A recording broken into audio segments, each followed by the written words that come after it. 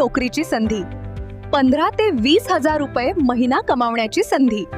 त्वरित संपर्क साधा. उत्तर महाराष्ट्रात आविष्कार भुसेंच्या कामामुळे तरुण युवा सेनेकडे आकर्षित. खासदार श्रीकांत शिंदे. उपमुख्यमंत्री यांच्या आदेशांमुळे आयोजित शिवसंवाद दौऱ्याची मालेगावात सांगता झाली. तेव्हा नाशिक जिल्ह्यातील 6 विधानसभा मतदारसंघांचा आढावा घेत पदाधिकारी व कार्यकर्त्यांशी संवाद साधला. आगामी निवडणुकांबाबत चर्चा करण्यात आली.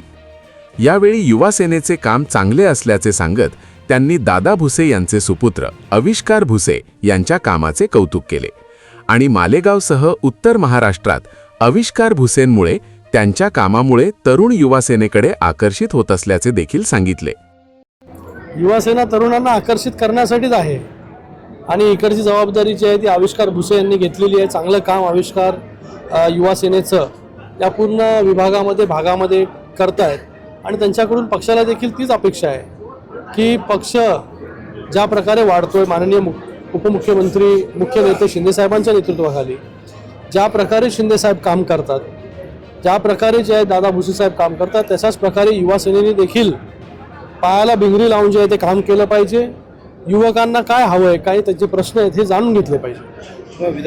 शिवसेनेचे मुख्य नेते उपमुख्यमंत्री एकनाथजी शिंदे साहेबांच्या आदेशाने आणि संकल्पनेतून हा शिवसंवाद दौरा जो आहे हा सुरू आहे. 2 दिवस अगोदर सुद्धा मी नाशिकमध्ये होतो आणि आज देखील नाशिकमध्ये आहे. आज नाशिकमधील 6 विधानसभेचा आढावा नाशिकपासून सुरुवात झाली आणि आता मालेगावमध्ये जे आहे हे आज सांगता झाली नाशिक जिल्ह्याची. सगळ्या कार्यकर्त्यांशी, पदाधिकाऱ्यांशी संवाद जो आहे तो या ठिकाणी मी असेन, दादा भुसे साहेब असतील, आमचे सगळेच वरिष्ठ पदाधिकारी असतील, त्यांनी केला. कार्यकर्त्याचं काय बोलणं आहे, काय म्हणणं आहे, या सगळ्या गोष्टी ज्या आहेत ह्या सकाळपासून हा दौरा सुरू झाला 10 वाजल्यापासून. माझा झाला सकाळी 6 वाजल्यापासून. 10 वाजल्यापासून ज्या आहे त्या भेटीगाठी सुरू झाल्या, बैठका सुरू झाल्या आणि या बैठकीमधून जिल्हा परिषद, पंचायत समिती, नगरपालिका, महानगरपालिका याच्यामध्ये कशा प्रकारे जे आहे हे शिवसेनेने